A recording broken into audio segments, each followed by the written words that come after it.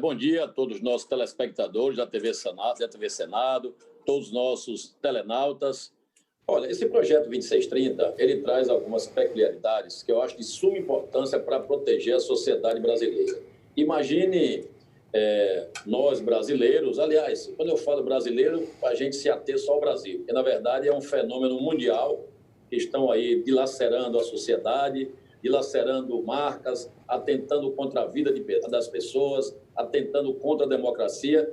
E esse projeto 2630 e o relatório que nós conseguimos aprovar no Senado, que está na Câmara agora para ser também apreciado, ele traz, na verdade, uma maneira de você localizar o criminoso digital que utiliza-se do anonimato para depreciar as pessoas, para tentar contra a vida, principalmente nessa questão da saúde, deprecia marcas, e você não sabe a quem você atribuir, você não sabe como você processar um criminoso desse que se acha resguardado pelo anonimato das redes, que pode fazer o que bem quer, o que bem entender. Então, em suma, o projeto visa proteger a sociedade brasileira como um todo, em todos os segmentos, não só no segmento político, mas também tem a questão da saúde, repetindo, e acredito que nós vamos aprová-lo também na Câmara. Ele voltará para o Senado, deverei confirmar algumas mudanças da Câmara ou não, a depender do que vier de lá, e aí vamos ver se o presidente sanciona para que comece a valer o mais rápido possível, porque não aguentamos mais tantas mentiras, tantas calúnias, tanta depreciação de alvos nas redes sociais e principalmente no WhatsApp. Obrigado, senador. Agora eu pergunto ao Marco Aurélio, da Fundação Getúlio Vargas. Na sociedade de informações que nós vivemos, praticamente a maioria aí da população de alguma forma conectada à internet ou recebendo as influências dessas informações, o senhor acha que realmente chegou o momento de o Brasil fazer uma lei para conter notícias falsas? Olha, eu acho que já é até atrasado. O Brasil sempre é pioneiro em suas leis, principalmente quando fizemos o Marco Civil da Internet, que serviu de modelo para outros países. Acredito que hoje já está até defasado, já tem 6, 7 anos, foi 2014. E essa lei das fake news, eu também não quero ter presunção, mas acho que ela poderá servir de modelo para outros países mundo afora, principalmente que já teve países que tentou fazer uma legislação dura para o combate às fake news e até então não conseguiu êxito, não conseguiu combater. E eu consegui fazer um relatório com muita técnica no quesito principalmente da rastreabilidade, que eu sei que é um tema polêmico, que nós vamos discorrer ainda aqui nesse programa, mas é a única maneira de você imputar, de você penalizar alguém que utiliza-se das redes, repito, com anonimato, para depreciar as pessoas. As redes sociais não foram feitas para isso. As redes sociais foram feitas, uma invenção excelente, mas para que as pessoas pudessem se socializar. E hoje ela está sendo desvirtuada para as pessoas cometerem crimes. E nós temos que punir esses criminosos digitais. Senador, nós estamos também no nosso programa com um especialista da Fundação Getúlio Vargas. Ele está participando conosco.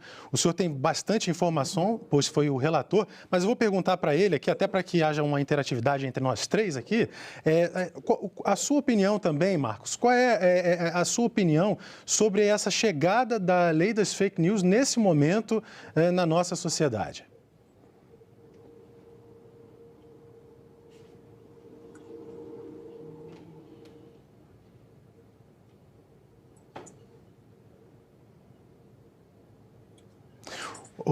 Marcos, seu microfone está fechado. Se for possível você abrir o microfone, detectamos aqui essa... Desculpa. Tudo bem. Desculpa. Então, prossiga. Bom dia a todos aí, bom dia, senador.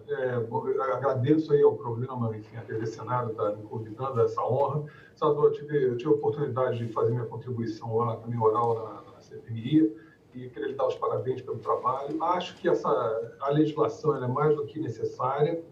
Eu não tenho dúvida nenhuma quanto a isso. Acho que a iniciativa foi importante e extremamente difícil.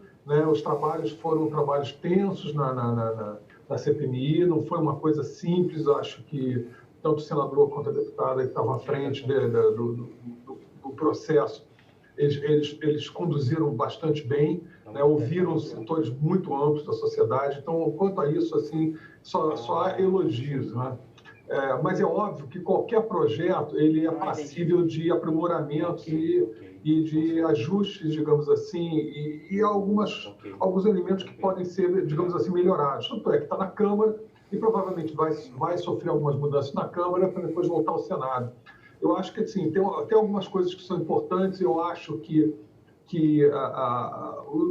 o órgão de controle deve ser o mais independente possível. Comissões devem ser o mais independentes possíveis, não podem estar atreladas a estrutura de nenhum dos poderes, na verdade. Deve ser algo realmente muito independente, que converse muito com a sociedade civil. Então, talvez isso seja um ponto que venha a ter que ser reforçado. E eu acho que tem, digamos assim, duas lacunas que eu acho que deveriam ser repensadas. A primeira, no que tange aos recursos. Eu acho que o que é central, quando a gente fala das plataformas, as plataformas são negócios, é um business, enfim. Então, a questão do dinheiro, e seguir o dinheiro, acaba sendo mais central do que a responsabilização só de um cidadão. Eu acho que, por exemplo, um canal no YouTube tem muito mais responsabilidade, em termos da opinião externa, do que um cidadão atomizado. Então, assim, não faz muito sentido ter um máximo de informações, até o CPF do cidadão atomizado, e não ter um provisionamento muito claro sobre os canais, por exemplo, que ali sim é onde corre o dinheiro e é onde de fato se constrói toda a estrutura e engenharia de desinformação. Então, por exemplo, eu acho que todo o dinheiro público que vai para a área de comunicação nos três poderes deveria estar vinculado a uma estrutura de blockchain. Porque a gente saberia muito mais e com muito mais facilidade quando o dinheiro, por exemplo, eventualmente, e de uma forma que não fica clara nem para quem coloca o dinheiro nas plataformas, acaba financiando a desinformação.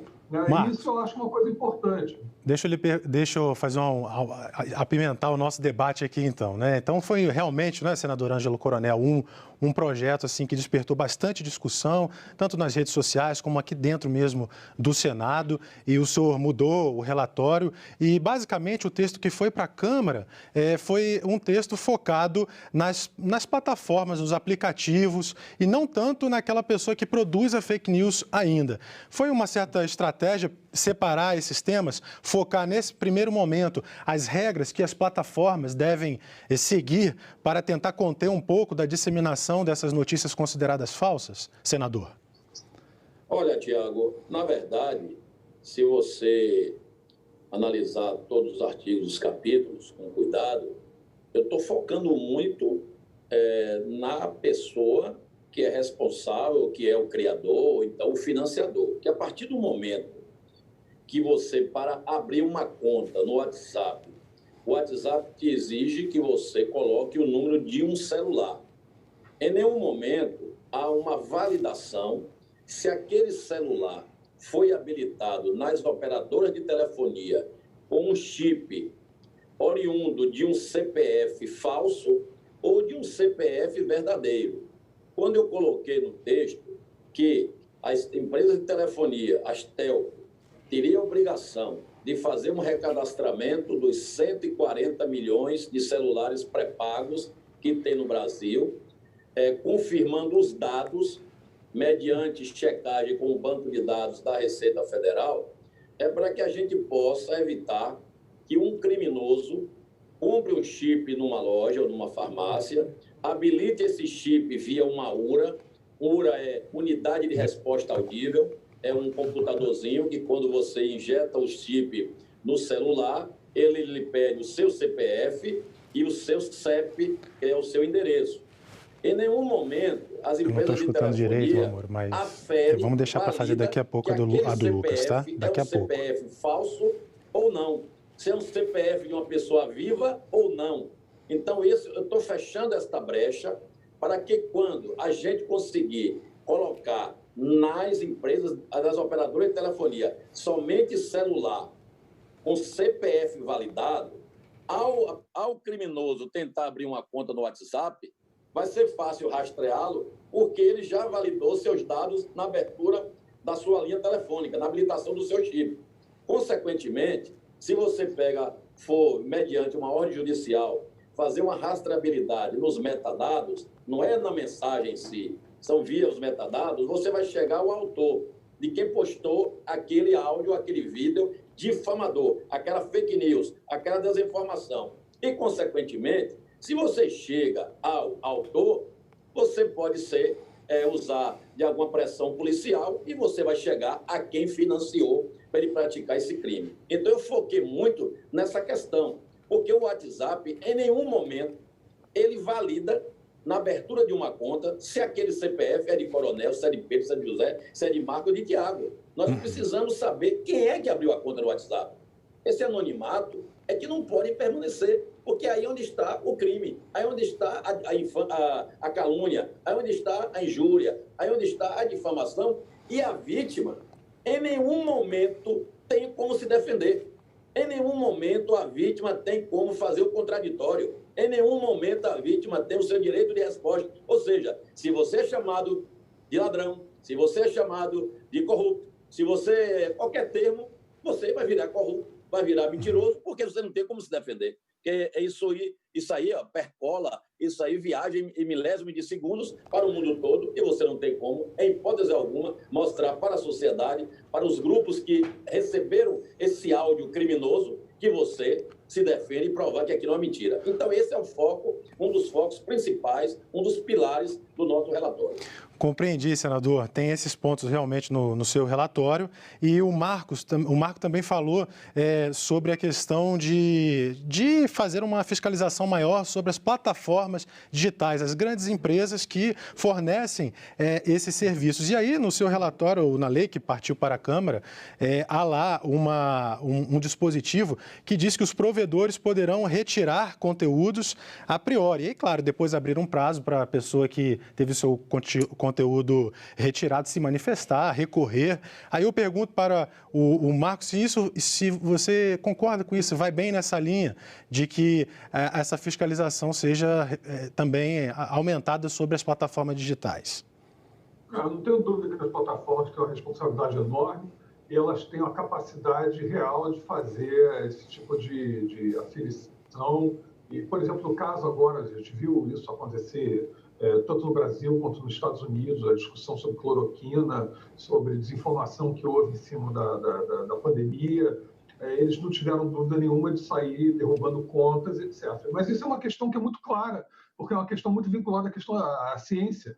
Então, não há margem de dúvida. Quando é uma questão de opinião, aí é um pouco mais complicado, porque existe, obviamente, a questão da liberdade de expressão, Então, aí a gente vai discutir o que pode ser dito, o que não pode ser dito, que é uma coisa complicada, né? Mas, assim, no limite, eu entendo que até isso pode haver um limite, sim, entendeu? Por exemplo, em outros países, como na Alemanha, isso acontece, que é o limite da tolerância com o intolerante. Então, quando o discurso é um discurso de ódio, um discurso que afronta a Carta Constitucional e os direitos básicos, aí, evidentemente, pode-se tomar uma atitude mais firme a respeito da pessoa que dissemina o ódio pelas redes.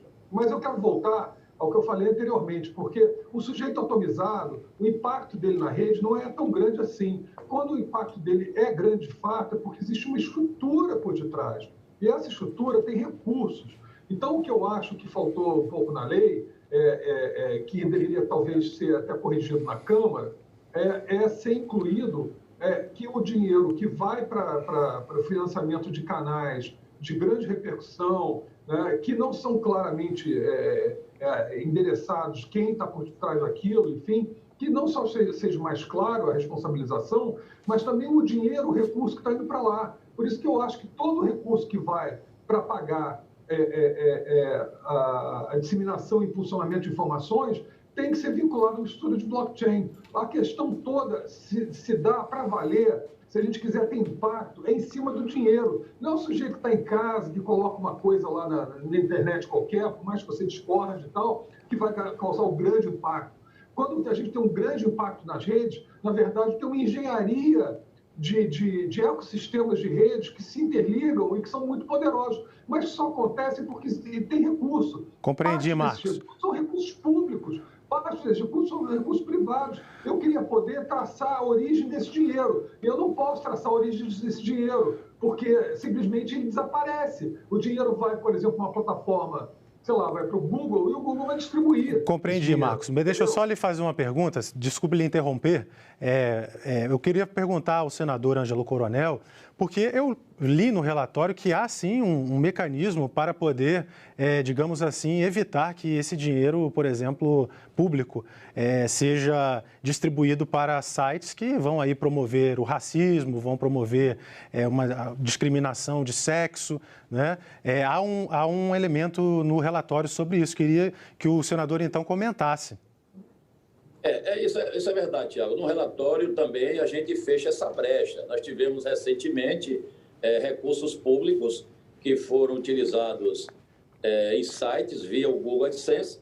Isso aí são sites que não tem nada a ver com divulgação de produtos do governo, vamos assim considerar.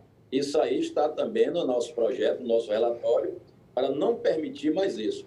A questão que o Marco falou, da responsabilização das plataformas e rastrear o dinheiro, também no projeto, eu não estou aqui lembrado qual é o artigo, fala também que as plataformas vão ter que enviar relatórios para que se localize, até caso tenha uma denúncia, para saber quem foi que investiu aquele recurso. Esse órgão de controle que nós colocamos também é um órgão de controle similar à Alemanha, inclusive foi fruto de uma emenda que eu acatei do senador Antônio Anastasia, que também você vai ter condição que com esse órgão, não é para ser um órgão que vai julgar o que é desinformação ou não, mas é um órgão composto de vários segmentos da sociedade, inclusive com pessoas também das plataformas, do Ministério Público e de outros segmentos, para que você tenha, quando tiver uma demanda e que depender assim de uma opinião, você vai ter uma opinião colegiada. Esse órgão não vai ficar, por exemplo, nós colocamos nas instalações do Senado da República, porque o Senado é a casa dos estados, é a casa da federação. Teve opiniões para ter colocado esse órgão lá na CGI. Eu discordei, porque lá já é uma instituição governamental. E o Senado, ele representa uma casa suprapartidária e eu acho que talvez seja o local mais econômico e mais viável, ao meu ver, para que a gente tenha esse conselho, não vou chamar de conselho regulador, mas é um conselho de transparência, como está no texto. Eu torço muito que esse conselho venha a funcionar. Como eu te falei, eu acatei essa emenda do senador Antônio Anastasia, pelo que eu discuti com ele, é uma prática utilizada na Alemanha, mas também a lei de combate às fake news na Alemanha, até então também não conseguiu conter. a França também não conseguiu conter, a Ásia não conseguiu conter, a China não, a Índia também está fazendo uma lei, nos Estados Unidos, o Congresso, o Senado, aliás, também está elaborando uma lei. Então, eu acredito que esta lei nossa, ela possa vir a servir de base para outros países, inclusive com aprimoramento, porque a rede é mundial. Então, uma lei de combate à fake news no Brasil, ela pode servir para qualquer país do mundo, porque o que você posta aqui, a pessoa vai ter acesso lá no Japão, nos Estados Unidos, é verdade. Porque não tem barreira. Compreendi, senador. Desculpe também lhe cortar, tem outro assunto aqui que é a questão da política, que é um dos efeitos maiores, até que motivaram a criação dessa lei ou a proposição dessa lei. E aí temos uma pergunta de um internauta, é o Lucas Guilherme do Paraná. O Lucas Guilherme pergunta o seguinte: com essa lei, com tais medidas, procura-se acabar com a manipulação das massas na política, senador? Olha bem, Lucas, muito boa sua pergunta. Para você ter uma ideia, tem pesquisa da Fiocruz que a cada 10 postagens, o povo brasileiro acredita em 7. Um absurdo isso. Então, se a gente pega da transparência, nós não vamos conseguir fazer com que esses criminosos digitais postem mentiras para favorecer algum candidato, ou então poste inverdades para também depreciar os seus adversários. Eu vejo isso nessas eleições agora de 2020, viajo aqui a Bahia toda e também alguns estados, e vejo em muitas cidades pequenas já utilizando-se também dessa questão das injúrias, das difamações, já para a eleição desse ano.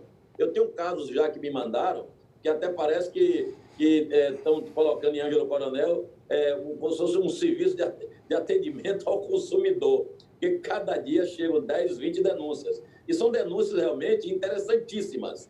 Tem gente que cria uma música depreciativa, faz uma caricatura da pessoa, mas a pessoa atrás das grades, com a roupa listrada de presidiário. São tanta coisa que surge que você vê que realmente a mente humana, em vez de utilizar as redes para fazer o bem, tem muita gente utilizando a rede para fazer o mal. Não querem saber de ganhar eleição limpa. Querem ganhar eleição induzindo o eleitor que o concorrente é ladrão, que o concorrente é criminoso, que o concorrente é péssimo administrador. Então, esta lei para a classe política ela vai ser de grande valia.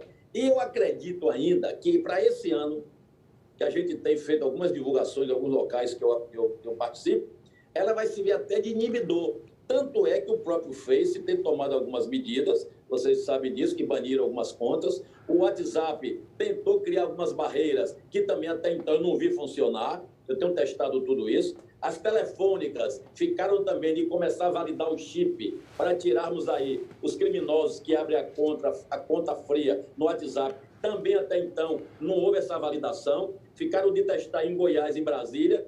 Segunda-feira eu vou até de novo. Pois é, senador. Para saber o resultado. Então nós temos que lutar para acabar com isso. Pois é, senador. Deixa eu perguntar então ao Marco, porque o projeto de lei que está lá na Câmara prevê uma advertência para os provedores, para as empresas de comunicação e também uma multa de 10% se elas não, enfim, cumprirem a lei em relação ao faturamento que elas tiveram no exercício anterior. Junto com isso, a possibilidade de autorregulação, também a possibilidade desse conselho de transparência, né, controle que está previsto na lei. Marco, como é que você analisa? Você acha que essa punição é suficiente para cobrir isso que você chamava a atenção para nós?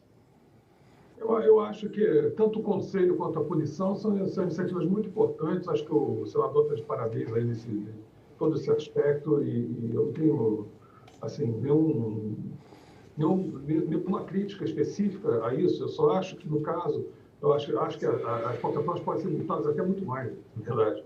E a única coisa que eu acho é que, no caso, por exemplo, o Tribunal Superior Eleitoral, ele não tem condição nenhuma de fazer um acompanhamento disso, né? Eu acho um pouco ingênuo a gente imaginar que as plataformas vão fazer isso tudo sem ter uma capacidade dentro da estrutura estatal de fazer um acompanhamento disso, né? Então, acho que o TSE deveria estar na lei, inclusive, que o TSE deveria se equipar para isso, deveria ter isso como uma das responsabilidades. É claro que o TSE não deveria trazer para ele o julgamento da questão, mas ele poderia compor, digamos assim, com um arco de atores institucionais, de pesquisa, etc., do país, né, um conselho que orientasse o tempo todo e tivesse uma área específica focada nisso. Eu não vejo o TSE se movendo nesse sentido, então eu acho que o TSE está muito atrasado, né? Eu acho, de novo, eu queria dar essa contribuição aqui até para o senador, o seguinte: eu acho que, muito embora a gente diga que o dinheiro tem que ter uma responsabilização e tal,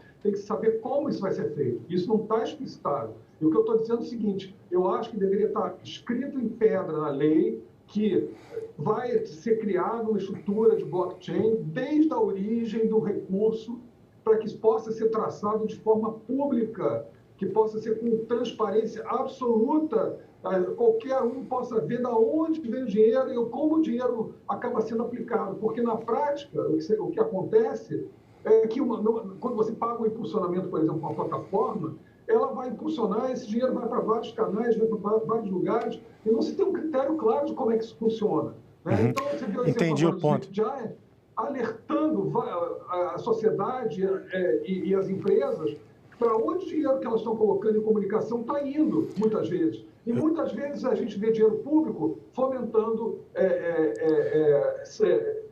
sites e plataformas, enfim, e canais que disseminam fake news aos milhares. Viu, Marcos? Nós compreendemos o ponto. Está faltando pouco tempo aqui para o nosso programa terminar, 3 minutinhos, e o debate é sempre muito acalorado em relação a isso, mas a lei agora, o projeto de lei está na Câmara, vai ser debatido lá, não é? E, ao que se muito comenta, haverá modificações e esse projeto voltará, então, para a palavra final do Senado e aí depois, claro, segue para a decisão do presidente da República se sanciona ou não. E há também um componente político nesse projeto também. Por diversas vezes, o próprio presidente da República já se manifestou preocupado em relação a esse projeto. Então, para fechar o nosso programa, vou perguntar ao senador Ângelo Coronel qual é a expectativa que ele tem em relação a esse projeto lá na Câmara. Será que ele vai se aprofundar lá? Será que vão ser retirados alguns elementos? Qual deve ser, então, a tendência agora desse projeto que suscita tantas discussões aí na web, senador? Olha, Tiago, eu espero que a Câmara não mude o pilar do projeto. Eu acho que a questão da rastreabilidade para mim, na minha ótica, é a parte mais importante.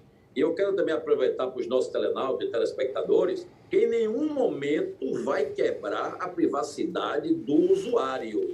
Você vai continuar falando de você para qualquer pessoa, sigilo da fonte de jornalista para o seu informante está mantido, você até 5 pessoas está mantido também a privacidade, como já é hoje.